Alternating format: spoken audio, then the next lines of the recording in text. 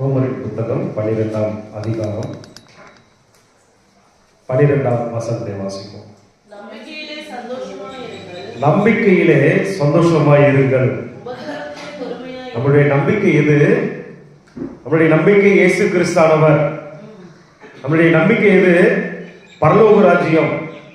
நம்முடைய நம்பிக்கை எது?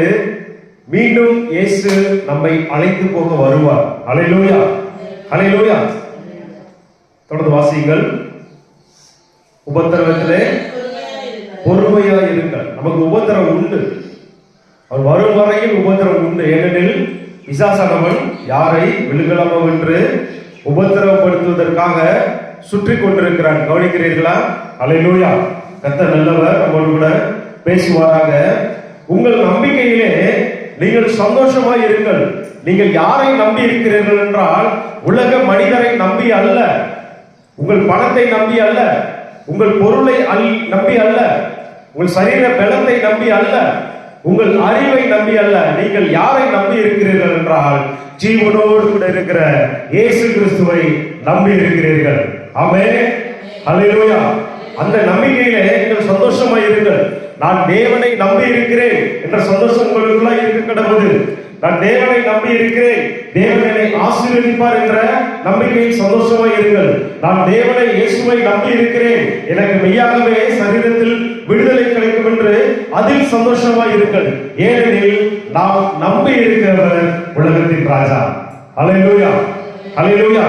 அவரால் விடுதலை கொடுக்க முடியும், அவரால் ஆசீர்வதிக்க முடியும், அவரால் உன்னை நடத்த முடியும், அவரால் உனக்கு என்ன வேண்டுமானாலும் செய்ய முடியும். அப்படியாப்பட்ட ஒருவரை தான் நாம் என்ன செய்திருக்கிறோம்?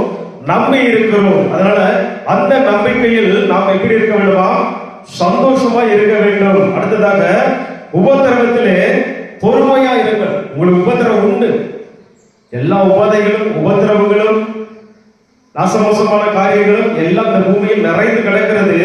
ஆனால் அவைகள் எல்லாம் நம்மை ஒன்று செய்யாது, சேதப்படுத்த முடியாது. ஏனெனில் நீங்கள் நாம் நம்பி இருக்கிறவர் உலகத்திற்கு அதிபதியாக இருக்கிற நம்முடைய இயேசு கிறிஸ்தானவர். வாசிகள்.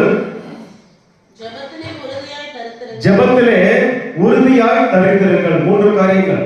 நம்பிக்கையில் சந்தோஷமாய் இருங்கள், உபத்திரவத்தில் பொறுமையா இருங்கள், ஜெபத்திலே உறுதியாய் இருங்கள். இது 3மே நமக்கு வேண்டும். ஏனெனில் காலம் முடிய போகிறது. உலகத்தில் நிறைய பிரச்சனைகள் உருவாகி கொண்டு தொடர்ந்து போய்கொண்டே இருக்கிறது. இவைகள் எல்லாமே வேதத்திற்கு புறமாய் நடந்து கொண்டிருக்கிறது.